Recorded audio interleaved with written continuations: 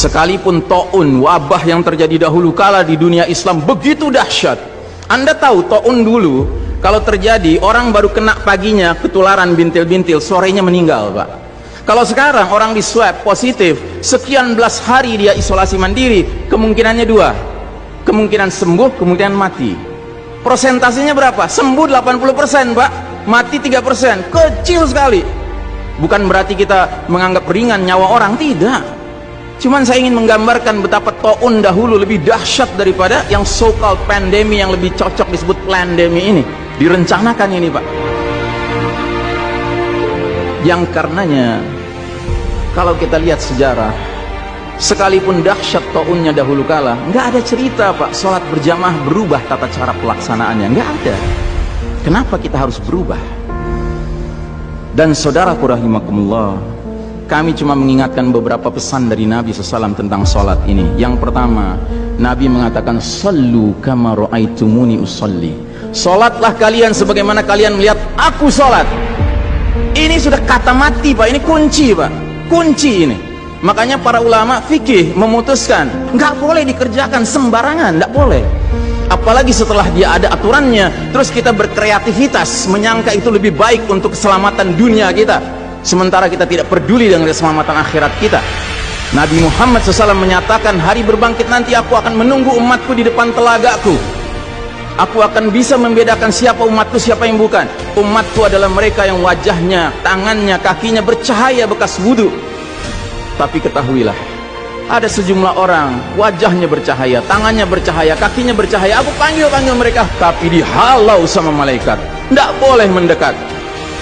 Aku panggil lagi, tapi dihalau sama malaikat. Akhirnya malaikat menjelaskan, ya Muhammad, mereka telah merubah ajaranmu setelah engkau wafat. Kata Nabi selanjutnya, menjauhlah, menjauhlah. Nabi nggak mau dekat dengan orang yang berani-beraninya merubah tata cara ajarannya. Dan ajarannya yang paling pokok apa? Tauhid. Setelah tauhid apa? Salat. Dan ingat, salat adalah amal yang paling pertama yang akan diperiksa oleh Allah Ta'ala bagi setiap hambanya.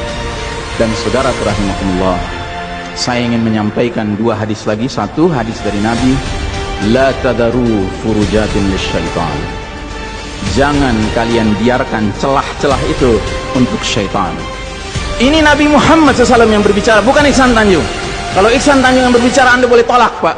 Ini Nabi Muhammad SAW yang berbicara, yang kita baca salawatnya dengan harapan mendapatkan syafaatnya, dengan harapan boleh meminum air dari telaganya.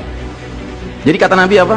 Jangan biarkan celah-celah itu menjadi tempatnya syaitan.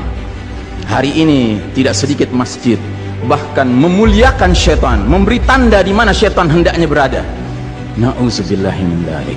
Mau jadi apa kita, Pak? Mau jadi umat seperti apa kita? Ini adalah simpul terakhir, saudaraku. Kalau sampai simpul terakhir ini kita relakan lepas, sudah tidak ada sisanya ajaran ini di muka bumi. Karenanya saudaraku rahimakumullah, bagi saya urusan sholat berjamaah dan tata caranya ini bukan urusan pilihan fikih, Pak. Ini urusannya adalah urusan dengan musuh Allah Ta'ala. Hadis yang terakhir, kata Nabi SAW, innal yahuda qad sami'u dinahum. Sesungguhnya Yahudi sudah bosan dengan agama mereka. Wa innahum qaumun hasadun. Dan mereka adalah kaum yang sangat hasad kepada kita umat Islam, terutama dalam 3 perkara. Satu, raddis salam. Kebiasaan kita umat Islam kalau ketemu saling ngucapin assalamualaikum, dibalas waalaikumsalam. Itu Yahudi nggak senang, Pak. Yahudi tidak senang melihat umat Islam berukhuwah Islamnya. Yahudi nggak senang umat Islam kalau ketemu saling bersedekah dengan senyum, makanya dibikin aturan begini, nggak kelihatan senyum kita. Yahudi nggak senang kita ketemu jabat tangan, rontok dosa-dosa. Maunya mereka begini saja jabatan tangannya.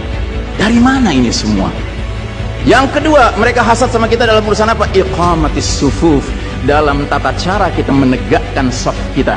Ingat, Pak, saf dikatakan tegak syaratnya 2. 1 lurus, 2 rapat. Bukan hanya lurus tapi renggang-renggang, atau rapat tapi meliuk-liuk. Tidak, harus dua-duanya lengkap. Sehingga Nabi sampai bertanya, kenapa kalian gak bersaf seperti malaikat di hadapan Allah? Para sahabat bingung, bertanya, bagaimana malaikat? Kata Nabi, mereka mendahulukan saf awal dan mereka saling rapat satu sama lainnya. Jadi Nabi itu bangga kalau umat Islam sholatnya seperti para malaikat di hadapan Allah Ta'ala. Harusnya itu menjadi kebanggaan kita juga. dan harusnya kita tersinggung kalau ada pihak yang berusaha untuk mengacak-acaknya. Dan yang terakhir, yang ketiga, Yahudi itu hasad sama kita dalam urusan apa? Dalam urusan umat Islam, di belakang imam salat wajibnya mengucapkan amin. Makin keras suara amin itu, makin geram mereka. Karenanya mereka bikin aturan, sempat 2 bulan masjid ditutup-tutup sama sekali, nggak terdengar suara amin dari jamaah karena nggak ada yang boleh ke masjid. Tapi sekarang setelah dibolehkan, masjid yang bisa muat 2000 orang cukup 500 orang, cukup 700 orang. Supaya apa? Sekurang-kurangnya aminnya bisa berkurang. Maka sekarang pertanyaan besarnya adalah, untuk siapa kita sholat? Atau untuk mereka? Inna sholati wa nusuki wa mahyaya wa mamati lillahi rabbil alamin. Mudah-mudahan apa yang saya sampaikan tidak membuat bapak dan ibu makan nggak kenyang, tidur nggak nyenyak, tetapi semakin sadar betapa kita sedang hidup di era penuh fitnah di akhir zaman, dan musuh-musuh Allah sedemikian sistematis, sedemikian terencananya membuat kita sadar tidak sadar meninggalkan din kita. Yang paling mengerikan kalau sampai sudah nggak ada perasaan lagi risau dengan ini semua. Karena apa? Nabi bersabda, siapa lihat kemungkaran ubah dengan tangan, nggak bisa dengan lisan, nggak bisa dalam hati. Dalam hati itu maknanya apa? Ingkari itu sebagai kebenaran, itu mungkar. Dan itu kata Nabi selemah-lemahnya iman. Sehingga di hadis yang lain kata Nabi, kalau mengingkari saja sudah nggak ada, udah nggak ada iman sama sekali. Nah, yang kita khawatir kalau kita ternyata ridho saja dengan aturan sholat WHO ini, Pak. Padahal harusnya kita sholat dengan cara Nabi Muhammad SAW, bukan caranya Tedros atau Bill Gates.